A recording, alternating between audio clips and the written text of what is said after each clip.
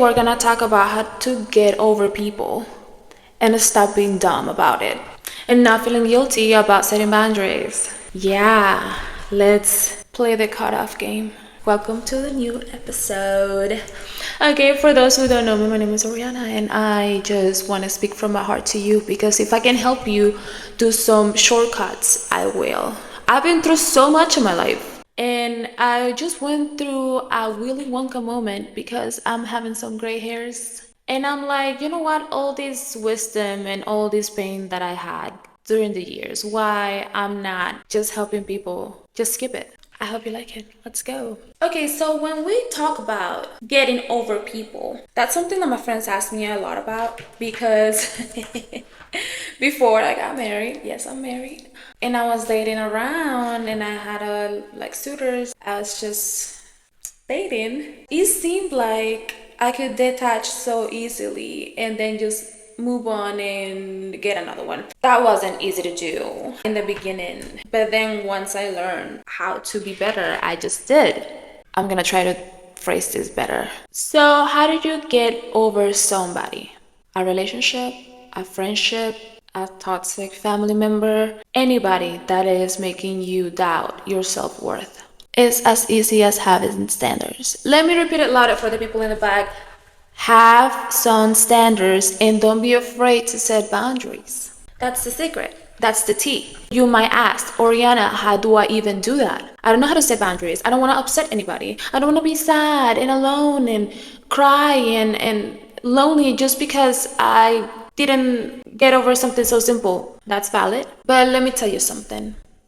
What's worse than selling yourself for so cheap and giving away your energy, your time, your dreams, your everything because you don't want to be lonely? I will prefer every single time to be lonely than to be around losers. That might be harsh for people to hear. Sometimes when we grow up and we see some examples of how they interact with each other, how media tells us what love is, how, like in my case, I'm Latina, so I watch a lot of telenovelas and I saw this whole back and forth, passionate, over the top, grand gestures, things. You think that that's what love is and that's what people that care about you do for you. And then when you're not used to seeing healthy people interacting around, that's what you want from other people.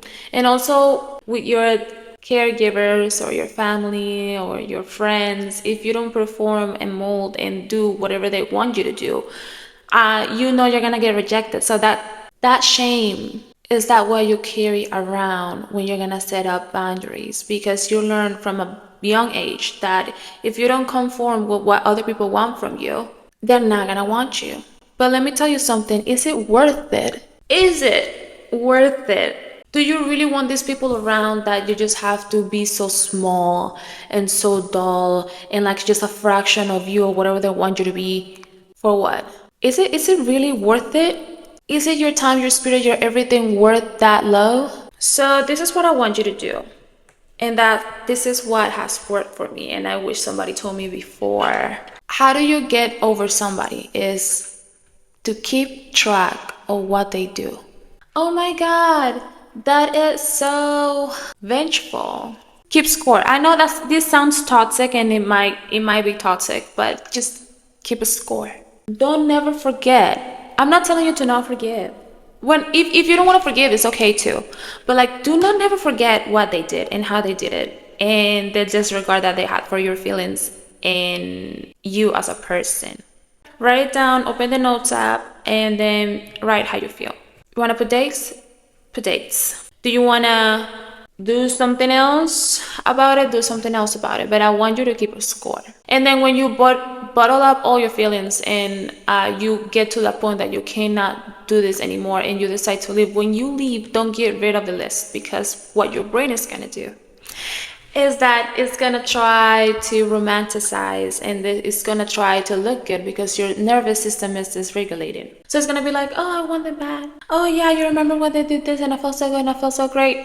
On those moments, I want you to pull out that list and remember exactly what they did to you as the reasons why you are not going back. The list is so important. I think when you are at a point that you make a pros and cons list, or just keep track of the awful things and the weird feelings that you feel about certain situations, that's what everything changes for you and everybody else. It's not like I'm asking you to just ghost people when you feel like they hurt your feelings, because that's not fair either. Let me tell you something else. We are, and I hope that people that are listening to me are grown as adults with grown as adults responsibilities. At a certain point, you cannot blame people because you are not able to express how you feel and express your boundaries, because that makes you bad. So it's better to run away. That's not the no. I want you to be very, very, very honest with yourself. When you feel angry and you feel like this cannot happen anymore, I want you to communicate it in an assertive, serious way. Not in a people pleaser way. Not in a way like, oh yeah, well, when you yell at me when I didn't do something right, I just felt I just feel sad, but don't worry about it, I'll be fine. No. Also, depending on the gravity of the situation, however you want to react, I think it's valid. But don't over explain. Don't over like, this is why, and this is this, and this is that, and cry and send the paragraphs like nobody cares. I want you to set the record straight. When you yell at me because I didn't do something right, I didn't feel that reaction was necessary. I didn't feel that good after that at all. So I would appreciate if you don't talk to me that way again. Your list. You're gonna write, oh, they said this to me in this way and that made me feel that way. This day I told them X, Y, and Z. If they do it again, they have to live with the consequences because you already set a boundary. If they do it again and keep doing it again, it's because they don't respect you. Stop being in places where you are not respected. Don't be dumb. Respect is earned. If somebody looks at you and then you say exactly how you feel, and then you are how you are, and then they come and don't care and keep going over your boundaries, and they don't respect you, that's not your people. Why would you be around them? That's time to cut them off. And it's okay to cry, and it's okay to mourn, and it's okay to feel bad and sad, and all of those things is perfectly fine. Don't let them see you though. Do not let these people see you destroy because they're not with you. Once you set boundaries and you're true to yourself, you're gonna respect yourself. And every time you do it with new people, with new circumstances, you know that you have always been there for yourself, and that you can walk away from any situation, and that you are not going to tolerate any type of disrespect or any type of treatment. But for that, I need you to communicate that clearly with the person involved before you cut them off, because we're human. Well, if there's a situation where it's not that important, like you're just talking to somebody for 1, 2 days, 3 dates, you don't know them that well, or it's a friend of a friend of a friend that you knew and you made a joke in a certain way, you don't need them anything. You don't owe them anything. But if there's somebody that is been there almost consistently for a substantial period of time, and then I think you should tell them why you stop talking to them. I think we should be considerate with other people. I think as human beings, we owe that to each other. I think it's important to be like, hey, I don't think I'm happy on this talking to you because you said you didn't want commitment and I do, so good luck. Boundary. And then leave. Just like those people that you've been talking to for months because you cannot communicate your feelings. That's so unfair. And then insanity. The insanity of some people will be like, oh no, I don't know why people don't tell me how they feel and now I feel lost. But then you go and ghost people. That's not great either, girl. That's not great. To summarize everything, get that list. Find out exactly how you feel and why. Don't forget it. Respect yourself and show up for yourself. And if somebody keeps crossing your boundaries, they are out of your life. They are out. Because if they don't respect you enough to care, they don't matter. Cut them off. It gets easier to cut off people is to love yourself. Know yourself and know how valuable you are. Know what you're bringing up to the table. Know that your energy is currency. Know that your presence is currency. Know how cool you are. Know how awesome you are. Just by knowing yourself and valuing yourself, you are not gonna let other people take advantage of you.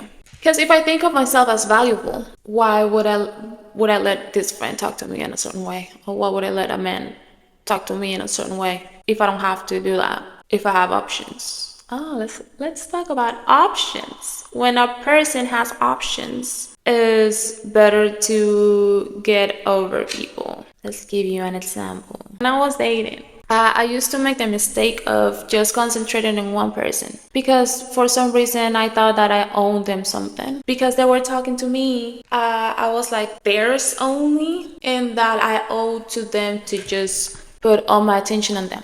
What that did was just make me idolize them and see no flaws and put all my eggs in only one basket like a dumb person would. I know. I don't want to even think about those days. That's why I want this channel. And only one person, and you can see no wrong and whatever, because your brain tries to justify all their flaws as reasons for why you made the right decision. At least that's how it was for me. It's pretty sad.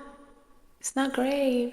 But then I learned that if they're not committing with me to do anything, and then when I'm being loyal to them without being anything official, they will go out and talk to other people and then come back and be like, why are you mad? Why are you tripping? You're crazy. We were never official. And that's what they always will say. I thought we were only like exclusive. And they're like, no. I was like, you know what? If they don't ask me explicitly that to be their girlfriend and exclusive, I don't owe them anything. So I am open to have all my options on the table and see which one is better for me, like they do. You have to raise your vibration at some point, girl. Just telling you have your options open. You just talk to different people, and then if they ask you, hey, are you talking to somebody else? Yes or no. You can say whatever you want. You don't owe them anything. I was honest. I was always honest. I was like, yes, I'm talking to other people. Yeah, 3 other guys. Let's hear what you have to say. And then I got married a year later. That's another story. So yeah, when you have options, to just make the right one because you're not idolizing whoever you're with because you're not trying to justify your decisions. It just takes you deep into this hole of like, well, they did this to me, they did that to me, but I'm not dumb and I'm not crazy, so it's for a reason. And then you just try to justify them. That's insane. Don't try to justify nobody. Also, there's this spiritual side of it. Like, you can manifest them however they want them, like you want them to be. You can bring them back acting differently. You can do X, Y, and Z. Yes, you can. Yes, that's absolutely true. But to be able to do so, you have to change. And that's something that people don't want to do. You have to change. You have to change how you think, because if everybody is a reflection of you, including that person that you are trying to get over with or get it back, you have to change how you are perceived. You have to change how you think about yourself. You have to change what you think about that person and the concept that you have surrounding about them, and you have to work your ass off to be better anyways. So you have to get over them. You have to get over the version of what they think you thought that they were and why they did X, Y, and Z to you. And that's hard. So that's why it's better to have options and just manifest something else later. So yeah, I can yap for hours, but that's basically what I do. I have a list of what you did to me. Never forget it. I can forgive, not forget. Also, I have options. If my friend tells me, yeah, we're gonna go to this concert, and then an hour later, she is like, well, I'm not gonna go. Well, I have 2 other friends. I have a cousin. I'll take my dad. I'll take anybody and anything, because I'm not gonna miss my concert, and I'm gonna have the best time, and I'm gonna post my story, and I'm gonna make my friends see it. But then I'm gonna remember next time, this person is not reliable unless they change their behavior, unless they work on themselves and they apologize and be better, because apology without action is nothing. It's just words. Sometimes people use apologies to control other people. Just believe in actions, not words. I'm just gonna go edit and see if this made sense or not. I just got my microphone and I just started ranting. And I hope it helps somebody. Leave a comment down below. Or what else do you want me to talk about?